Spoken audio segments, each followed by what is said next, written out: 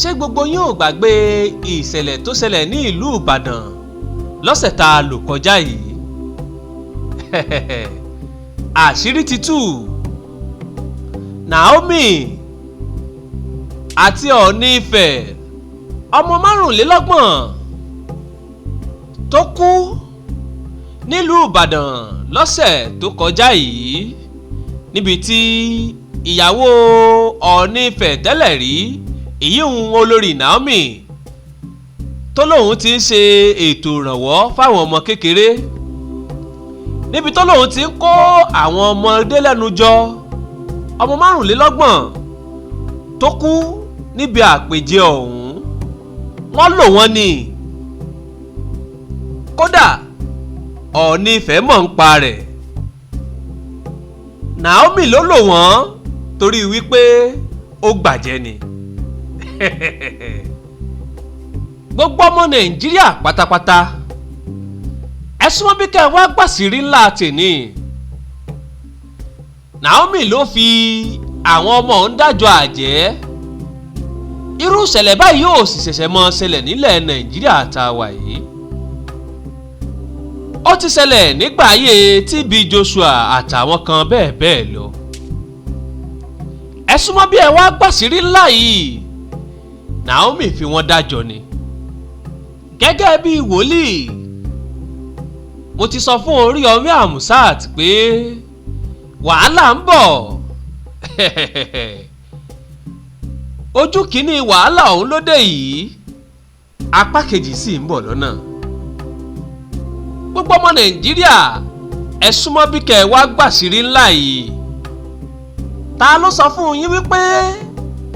Naomi wà lẹ́wọ̀n? Ta ló sọ fún yín wípé ìjọba ìpínlẹ̀ Ọ̀yọ́ fi wú ìsìnkún òfin mú Naomi? Irọ́ lásán ni. Irọ́. Kò sí ìdájọ́ òdodo lórílẹ̀‐èdè tá a wà yìí. Kò sí ìdájọ́ òdodo lórílẹ̀‐èdè tá a wà yìí.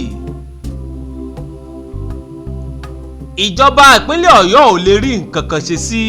ọ̀rọ̀ tí ń bẹ ńlẹ̀ yìí. Ìṣẹ̀lẹ̀ tó ṣẹlẹ̀ ńlú Ìbàdàn yìí, ọ̀lẹ ló ń ṣe gbogbo wọn. Ìyún àwọn òbí ọmọ tó ṣaláìsí nínú ìṣẹ̀lẹ̀ ọ̀hún. Ọ̀lẹ nínú ọpọlọ, ọ̀lẹ ọwọ́, ọ̀lẹ ẹsẹ̀, ọ̀lẹ àìlèronú jinlẹ̀. Gbogbo àwọn òbí àwọn ọmọ yìí, ó sì yẹ kí ìjọba ó ti gbogbo wọn mọ́lé ni. Ìjọ wèrè ní ìjọ sẹ̀lẹ̀, ìjọ tí àwọn tó rí ẹ̀ ò pé tí wọ́n pọ̀ sí, òun níjọ sẹ̀lẹ̀. Wòlíì Tibatan ló sọ bẹ́ẹ̀. Abẹ́rù bẹ́ẹ̀ mi mo sọ ni? Rárá o. Prophet Marcus Tibatan, àwọn ló sọ gbogbo ọ̀rọ̀ tí mo pàtẹ́ sílẹ̀ yìí. Gbogbo ẹ̀yin ọlọ́gbọ́n ayé, gbogbo ẹ̀yin olóye, mo fẹ́ kẹ́ ẹ súnmọ́ bí kẹ́ ẹ jájọ wo fọ́nrán yìí, torí wípé oríṣiríṣi àṣírí ló kúnnú rẹ̀. Kí ni Prophet Tibatan sọ nípa Oríyọmí Àmùsát? Kí ni Prophet Tibatan sọ nípa olórí Naomi? Ṣé lóòótọ́ ni wípé Ọọ̀ni Ilé Ifẹ̀ ó mọ̀ nípa ikú àwọn ọmọ tó kú nílùú Ìbàdàn? Prophet Tibatan wọ́n tú pẹ̀rẹ̀pẹ̀rẹ̀ ọ̀rọ̀. Gbogbo ẹ̀yin olólùfẹ́ ìkànnì, ẹ lọ wá nǹkan fìdílé, ẹ lọ fàpèrè tẹ̀dí, kẹ́ ẹ wá gbọ́ àṣírí ńlá tí wòlíì tú nínú fọ́nrán yìí.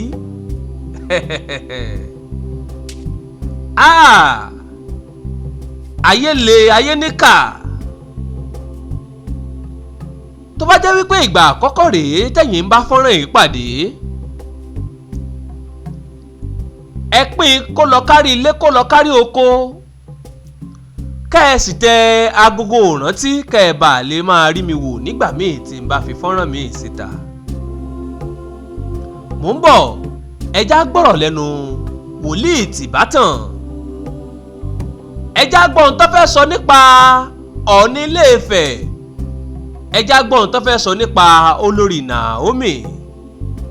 wọ́n ní Ọlọ́run rán àwọn sí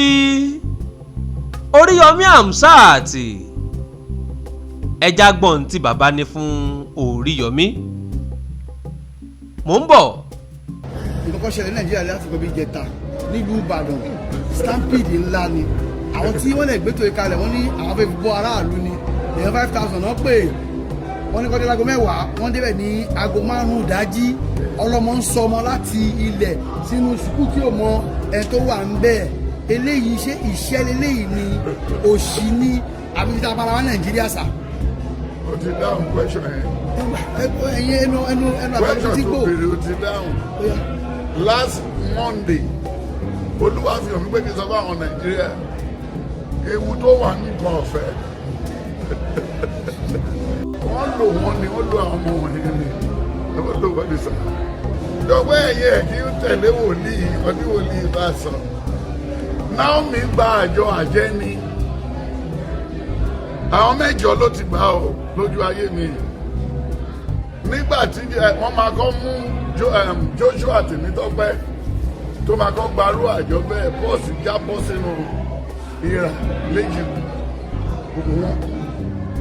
ṣùgbọ́n nígbà tó máa di olórí kóòtù yẹn wọ́n lọ fọ àwọn èèyàn wá láti South Africa ilé wó pa ẹnìkejì then ẹnìkejì tó kọ́ gbarú àjọ bẹ́ẹ̀ ni Babangida ó kó gbogbo àwọn young prominent Nigerian soldiers ó tì wọ́n bọnú èjìbò torí ó ń wá àyè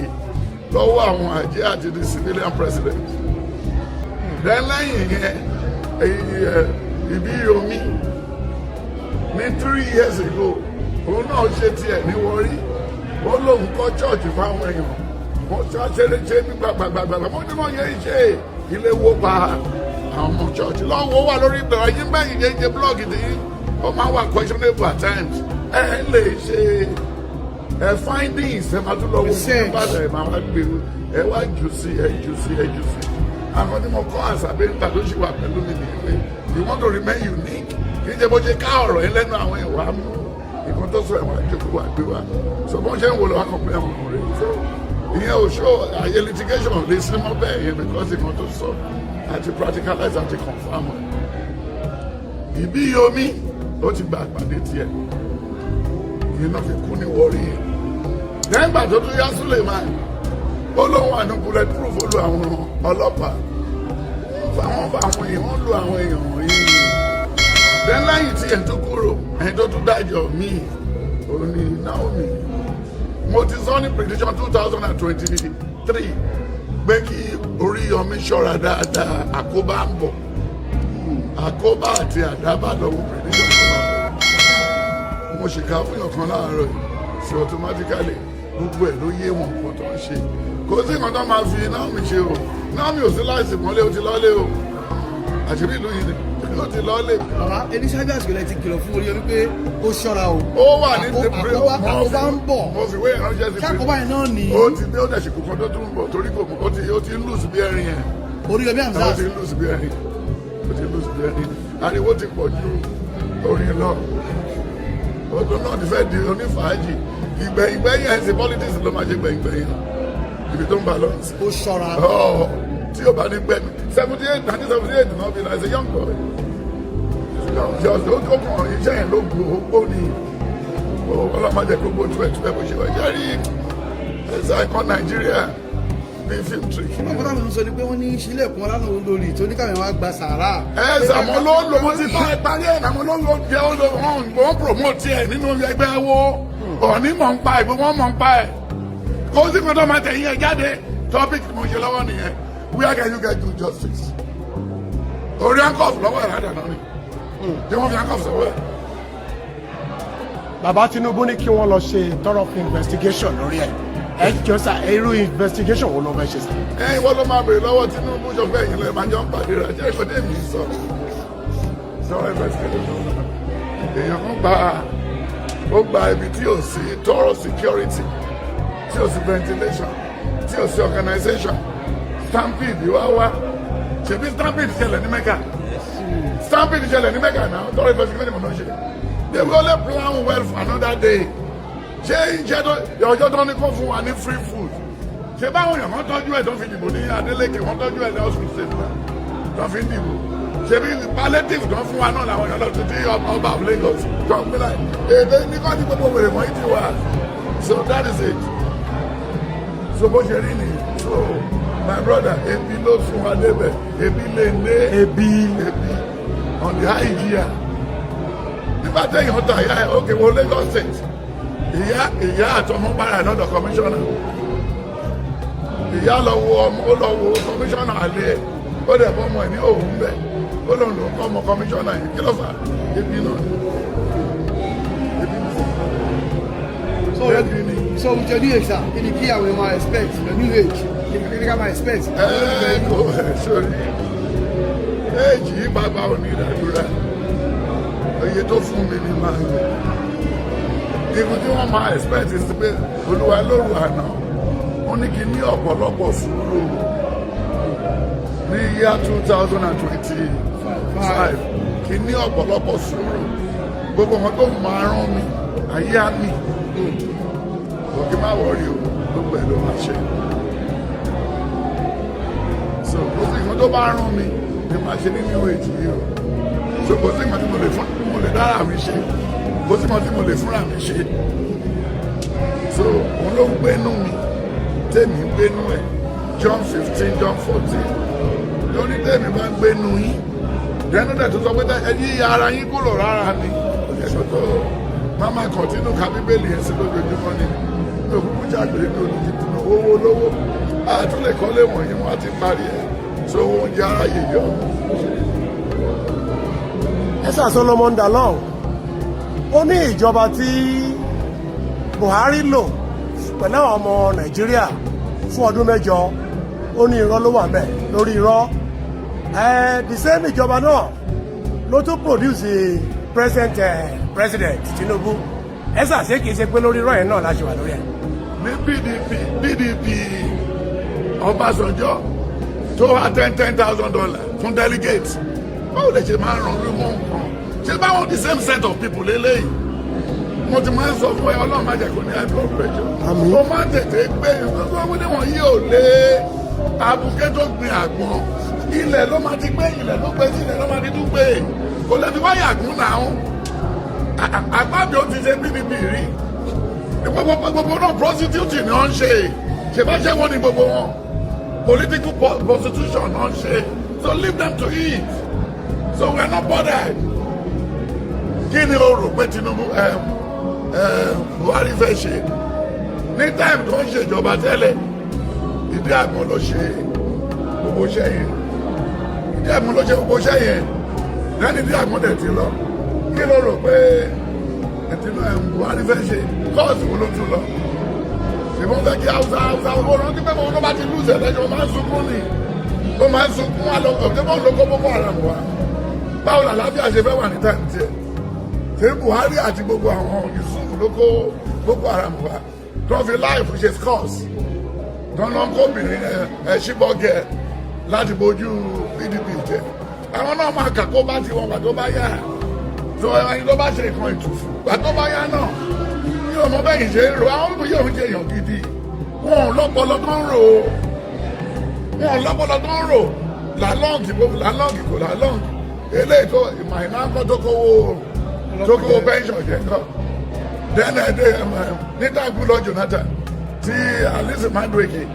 tí òkòwò lọ sínú CBN kí lè ṣe sí kòkò tẹ́ńtọ́ lè dánwò nínú ìjọba Tinubu yìí náà so Tinubu wá ṣàkóso ó wá ṣe correction díẹ̀díẹ̀ nípa tó ti bàjẹ́ ni Tinubu ni politician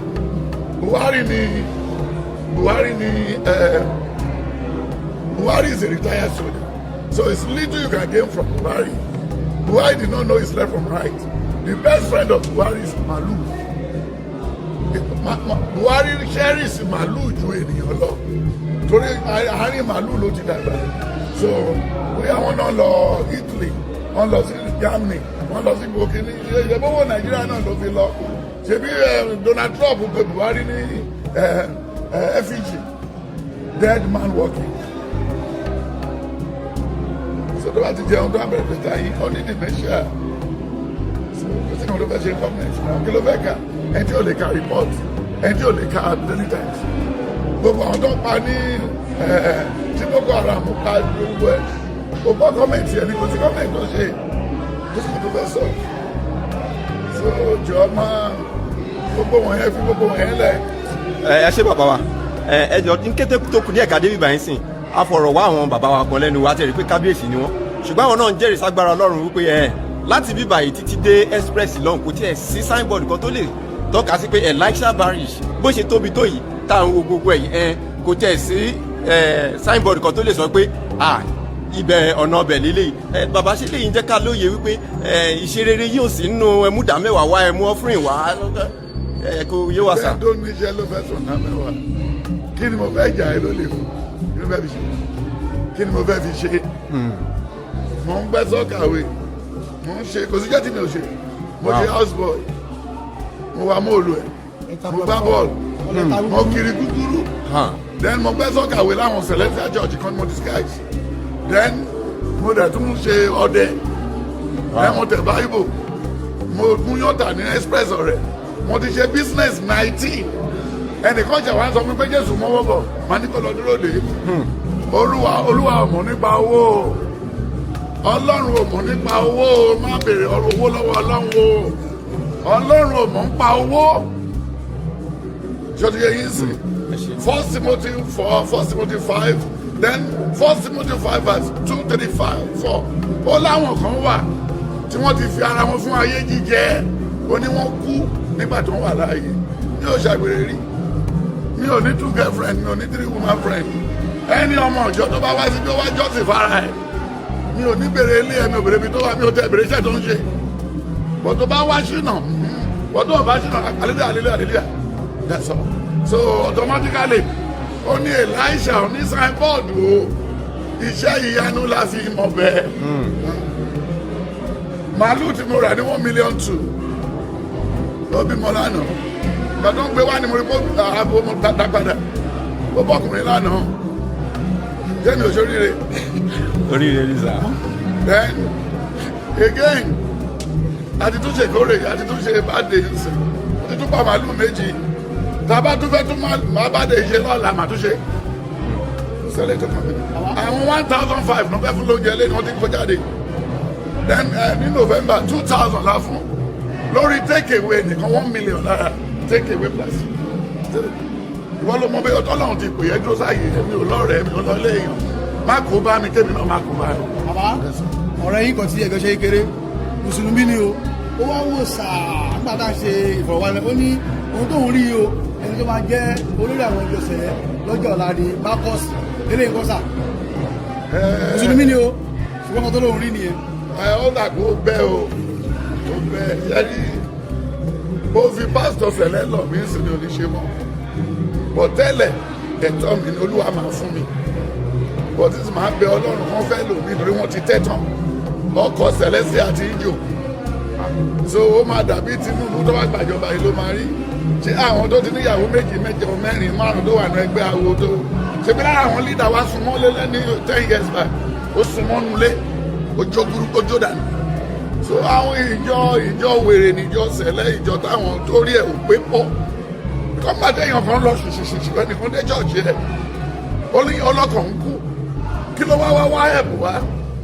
ó dẹ̀ ní ẹ̀bù tó fẹ́ ṣe fún ní kò máa lọ ẹnìkan wá síbi lánàá ó lóun wá àánú mọ́ ní wọ́n ṣe tọ́kàwé ẹ̀ wọlé kó àlọ́jọ playboy ó sálọ. ó lóun wá àánú ẹ̀ wá ní kó wá ṣiṣẹ́ ó wá gbé blọọkì ó lè náà ó wá sálọ. so sórí sẹ̀lẹ̀ ìjọ ojoojúmọ́ ni the original sẹ̀lẹ̀ is everyday church vision tó ń sọ lánàá tó bá tún kúnlẹ̀ lẹ́nu ìmí ló máa wáyé ìjọ ojoojúmọ́ ni ṣùgbọ́n gbàdéyàn bá ti fi gbéraga sí vision onítọ̀kalẹ̀ mọ́ onítọ̀kalẹ̀ meeting lọkọ̀ fún máa bá káàkiri bẹ́ẹ̀ máa tu owó àwọn olówó jẹ àwọn olè tí ẹni tí olùṣọ́àgùntàn Sẹ̀lẹ̀ bá kú Sẹ̀lẹ̀ ò lè ná 2 million lé lórí o ó kú gífà ó kú kúyà má ní ilé ẹ̀kọ́ ló níjọ orí ẹ̀ bàjẹ́ délẹ̀délẹ̀ nìyẹn. ẹ bá fi jí òun lọ yìí fún Sẹ̀lẹ̀. wọ́n ti ṣe jí òògùn míì èmi ni general overseer of Trinity Saint Church of Christ general overseer of Trinity Saint Church of Christ I run the church for 3 years under that 3 years mo ní 300 suits then 10 jeep yes I went to America for evangelism nígbà tí mo bọ́ sórí podium tó ń gbọ́ quotation bíbélì wọ́n dá àṣìbí ní bíṣọ̀pù ni ṣùgbọ́n gbàtí máa tún kúrò ń bẹ̀ lọ́lọ́wà ní Sẹ̀lẹ̀ ni mo pè é sí omi náà Sẹ̀lẹ̀ wò gbàtí máa fi débi àwọn bàbá Johnson gbàmẹ́kẹ́ gbàtí máa fi dé láti lóyìn owó làwọn náà ti ríran tí mo rí gbàtí máa fi dé wọn ti gbogbo nǹkan tàbí ṣe Pentecost àwọn ti dá síta bàbá kí ló dé ó lọ́lọ́ ní kó padà sí Sẹ̀lẹ̀ mi ò wọ́ bí yìí for 3 weeks olúwa ní Sẹ̀lẹ̀ lòun ti fẹ́ lò ẹ́ padà síbẹ̀ so that's the reason why I am here today so automatically kẹ́nìkan gbé mi ẹ tí ọmọ ọ̀ṣọ́ bàbá kú àbí tó bá rí ta ọmọ ọ̀ṣọ́ fà is there illegally kóòtù ti remove ẹ̀ ní hello kóòtù ti remove ẹ̀ ní Ìlaró wọ́n ní kó lọ ṣe constitution then wọ́n yan pastor gidi tó ń mọ̀ pé fake pastor lòun náà ó kí la fẹ́ ṣe sí ṣé àwọn bàbá bá ń jọ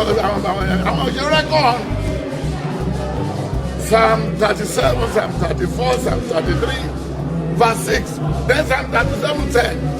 then wọ́n yóò tún sọ nínú pé Psalm 14 ó ní aṣiwèrè sọ pé Ọlọ́run kò sí nígbà tí gbogbo wa join ní Sẹ̀lẹ̀ yìí I join with good intention Olúwa ti sọ ṣẹ́ tó tún kúlòkù máa ṣe bọ́dí sí nígbà tí ẹni tó ṣàbòdì lọ́dún ọdún mẹ́ta tó lòun òróró rẹ̀ǹtì lé tó tún wá lọ́lọ́run ti pè mú sí lọ́nà mìíràn ṣe òun pé wèrè ni ṣé Ọlọ́run máa fọ́ lẹ́kàn láti lọ fi kọ́ kejì ni ṣé Ọlọ́run máa fọ́ lẹ́kàn kó tún lọ fi kọ́ mi nǹkan téèyàn bá ti fi rọ́ọ̀bẹ̀ irọ́ ló máa parí ẹ̀ gbogbo oyè tó ń gbà káàkiri yìí sí oyè irọ́ ni kó wá máa pè mí ní sínú evangelist damage evangelist ilé ìfẹ́ mi the prophet talent mi nìyẹn látọ̀rọ̀ because he said in the book of Matthew 25 from verse 10 to the end ó nígbà tó ń lọ ló pín tálẹ́ǹtì ó pín kíni ó pín tálẹ́ǹtì lọ́lọ́ tálẹ́ǹtì ẹ lọ́lọ́ ní your talent will make way for you ìkànnì tálẹ́ǹtì mi fún mi rè ìkànnì tálẹ́ǹtì mi tó ṣe bọ́dìyàn oníkì torí ẹ̀ gbéraga ó ní má torí owó kò dóní mọ́ra ọ̀rẹ́ mi má torí ìmọ̀tò kò dóní mọ́ra mo fẹ́ kó mọ̀ dájú wípé ayé là bó gbogbo ayé là òfìsí lọ. mo ti tó wá ṣe tọ́pìkì kan tí mo ń prepare lọ́wọ́ where can we get justice good justice ṣọ̀npẹ́lẹ́ yẹn ti ṣẹlẹ̀ Bọ́lá Ìgè kú I get justice Abíọ́lá kú I get justice Abacha kú I get justice Délé Gíwá kú I get some ẹnìkan pàṣẹ lùkárò wíwá I get good justice so dẹ́ta Adédoyin wọ́n tọ́jú ẹ̀ bàtà báyà ẹ̀sìn wọn ní gọ́ọ̀nà kan lè release ẹ̀ ọ̀rọ̀ ti lè lọ ó ti ẹ̀ ti lè travel bẹ́ẹ̀ wọ́n ti fún páálí ẹ̀ ṣèlú ìgbè another time ọ̀jì kálù ọ̀jì tó ń pa èèyàn tó ń jẹ èèyàn tó ń wọ́n ní ewúrẹ́ ló ń jẹ ẹ̀hún wọ́n ní wèrè ní tó fi tó ṣe báwọn tó ń fún lẹ́rọ̀ yẹn àwọn èèyàn tó ń fún lẹ́rọ̀ yẹn wọ́n táyà náà Barrister tó kọrin yẹn ṣé nígbà tí Barrister tó jẹ gbèsè wọ́n mú kí báǹkì má bàa wá gba ilé wọn lọ sí sílé ẹ̀ ṣé wọ́n rò tí báǹkì bá fẹ́ gbowó wọn àìsùn ẹ̀ náà wọ́n lè sọ gbogbo òun yìí ló yé wa wọ́n dájọ́ ni ó gbà pàdé ni. ìyẹn ni pé ìṣẹ̀lẹ̀ tó ṣẹlẹ̀ yàtọ̀ ọ̀nà fúnra wọn mọ gbogbo bó ṣe ṣẹlẹ̀ gbogbo ẹ̀ lọ́lọ́run ti fi so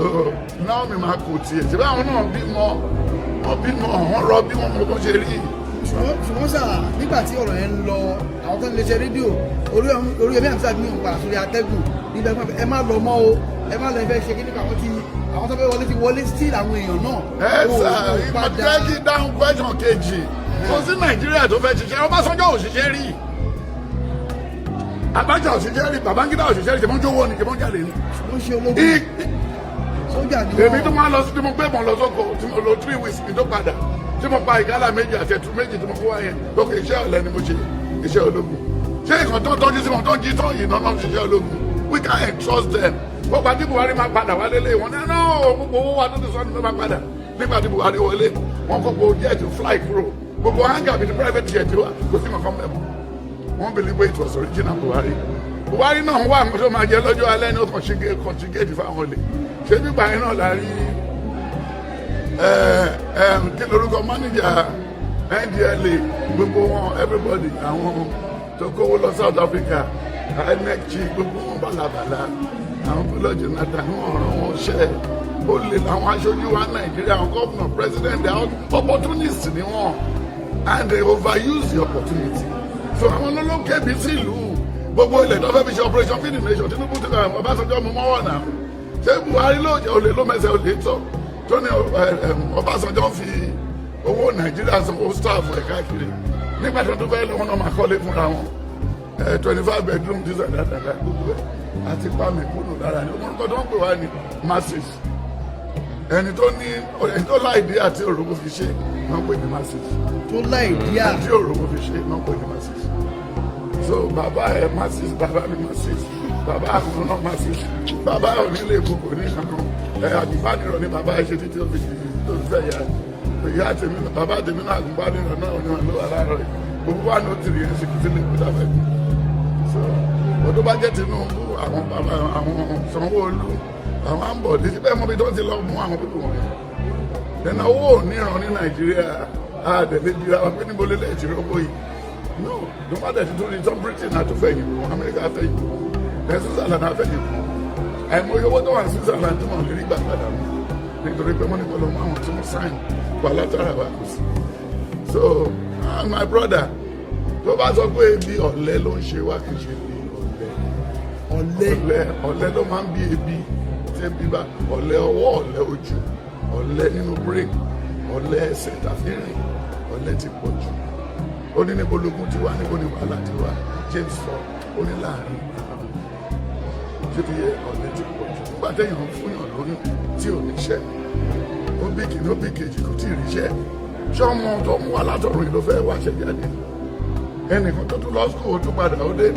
ó lóun ti lọ rí òkè 10-20 times ó dẹ̀ padà ó dẹ̀ di CAC pastor ìkan wá síbi lẹ́nu ọjọ́ mẹ́ta yìí ìyá ti jẹ́ ju táyà grader tó fi ṣe títì ó lóun prayer warrior ọlọ́run kan ló dá prayer ọlọ́run ò dá prayer how do you come about prayer kí ni prayer ń ṣe níbo ni wọ́n kọ́ sí pé ọlọ́run ló dá prayer so please mo fọlọ́run bẹ̀rẹ̀ lọ́wọ́ ṣẹ̀ṣẹ̀ máa get serious bó jẹ́ ìpín ló fẹ́ ṣe lórí ọdún yìí ń sìn tí o bá ta adìyẹ 300 inú àádùn within 25,000 rings yóò rántí pé rice tó jẹ́ kù ẹ̀wà tó jẹ́ kù ẹ̀bà tó jẹ́ kù àbí kò yẹ bẹ́ẹ̀ni iṣu tó jẹ́ kù ó lè bọ́ adìyẹ adìyẹ 18 ayẹyẹ 10 ayẹyẹ 15 so tó bá yẹ ibẹ̀ lẹ́ẹ̀mejì lọ́dún tó dẹ̀ ní mẹ́wàá abo 5 ọmọ ya adìyẹ tó máa ní tó bá parí ni kò sẹ́ni tó fẹ́ ṣe nǹkan lẹ́dọ̀ọ́lá eré táwọn Tinubu Abíọ́lá Oyèdèpọ̀ Adébóyè tó ń fi àwọn mẹ̀kúnnù sàtìpọ̀jù wọ́n ti lùsì bí àárín wọn wọ́n tóbi lákà Adébóyè wọ́n tóbi lákà bí ara orí Oyèdèpọ̀ ń sùn ó ti lọ́ọ́ resign lọ́ọ́ retire partner ìyẹn náà máa jambala káàkiri ẹ̀sìn kò lè dàbí Adébóyè kò lè dàbí Oyèdèpọ̀ sọ̀rọ̀ owó wáyé nù ẹ̀ ló máa kú tí wọ́n ṣe lé lọ yẹn máa fún ní tájẹ́rẹ́ owó kan wọ́n ti lò tán jùlẹ̀ bí agolo míìkì tó ń mú tán so ebi ló fún wa débi tàdé yẹn jẹ́rú ọmọ mi ṣerú ọmọ ẹ̀ nìyí ṣé ó lè lọ síbi tó ti háwò yẹn. wọ́n ti aláàbò bínú kó wọn lọ ẹsẹ̀ wọn láti lọ àwọn ọmọ yẹn náà ò ní bàbá àwọn ọmọ yẹn náà ò ní bàbá àwọn obìnrin wọn yẹn ò láàdváìsì ẹnìkan fún wọn ó ní ṣebí tàtọ bàbá àtìyá ló ń tọ́ ọmọ tọmọ fi níláárí bọ̀dé lẹ́yìn ti gbàgbé pé tó bá dé Ìbàdàn gbádùn lórí ọ̀rọ̀ Ìbàdàn lè báyọ̀ sùn sórí ìdúkudú ti pọ̀ jù wọ́n máa bímọ fún Gani wa tó wọ́n kà fáyà tó wọ́n gbogbo ẹ̀ wájà gbé bẹ́lẹ̀ mọ́ lọ́bẹ̀ tó tọrọ bára Ìbàdàn àti Kánò kò sí àtọ̀ náà méjèèjì gbé bá yá olè wà láàrin wọn ti pẹ́tẹ́ lọ́wọ́ tó ṣe gbé síbẹ̀ wọn ẹ̀dọ́ jí táyà rí táyà nínú owó ṣọ́ọ̀bù tó ṣe gbé síbẹ̀ wọn ṣé wọ́n gbélé ẹ lórí gbogbo ọ̀rọ̀ àbí bí olè náà ti nǹkan ẹja mọ̀ díẹ̀ náà fi mú wọn tó fi lọ fún ọ̀dájọ́ fún gbàjọ́ ó lè lọ sílùú mi lóde ayé bí ayé bí tí mo ti wá ó lè báyàn lé lọ́jọ́ tó ṣe yìí wọ́n ti wà lóko ọ̀pọ̀ ẹ̀wọ̀n ọ̀gbẹ̀dẹ̀ wọn okòwé tó ti lọ dé ìjà àti tó ti lọ ṣe ẹran tó ń ráyè dáadé bóyá bá lọ dájọ́ sílẹ̀ sókìtì àbáyé kò lè rí mẹ́mbà torí wọn mọ nǹkan tó ń fẹ́ tó bá lọ́mọ gíráduwétì mẹ́ta mẹ́rin lóde ayé wọ́n lè fún ẹni chief torí tó bá kú ìyá ẹ̀ tó bá ti rẹ́ni nípínlẹ̀ Ondo bẹ́ẹ̀ ni tó bá rẹ́ni tó máa ra màálù padà báwọn òjòyè wọn yẹn wọn ní fún ẹ lóye o everybody like to work tàbá ti lọ láàárọ̀ Monday ó ti di Saturday nílùú mi eléyìí tí mo lọ́lé lọ sí àǹtí mi àwọn tó fẹ́ gé ọ̀gẹ̀dẹ̀ fún mi tó bí 300 ẹ̀yìnkùlé wọn ló wà bẹ́ẹ̀ ẹ̀yìnkùlé ló wà ibi tó ti compress epo wà ibi tó ti ṣe adìyẹ wà ibi tó ti ṣe ewúrẹ́ wà gbogbo Boko Haram tó jáde olè dọ́dọ̀ wà because àsùnmọ́